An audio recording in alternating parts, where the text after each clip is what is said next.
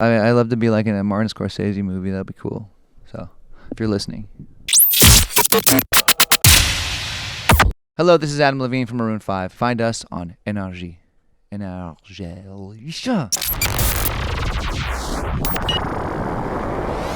Yeah, it's a great show. You know, I have to say it wasn't, it was something that I kind of jumped onto later in the process as a producer and kind of as a consultant almost. And it's definitely a really interesting look into the world of what it is to be a songwriter, and not necessarily an artist too, like someone who just writes songs for a living, someone whose profession and career is to write music. I thought that was a really interesting way to take a look at that world and kind of show people what that world is like. And it's very accurate.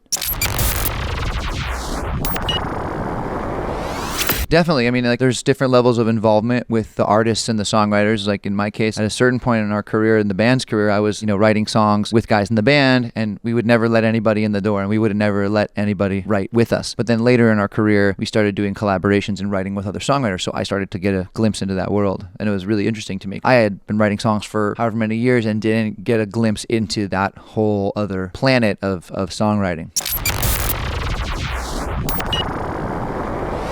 It just has to be right. I think it's a really delicate thing. It's very fragile. It's almost like you're bringing somebody into what the song is going to feel like and what it's going to sound like. And we've managed to, I think, keep a really cool list of people that we really love and respect and admire from afar. And I think it's a really cool thing to do and fun for us to change it up after all the years that we didn't do it. And now we do. And it's kind of a really nice, fun, eye-opening experience.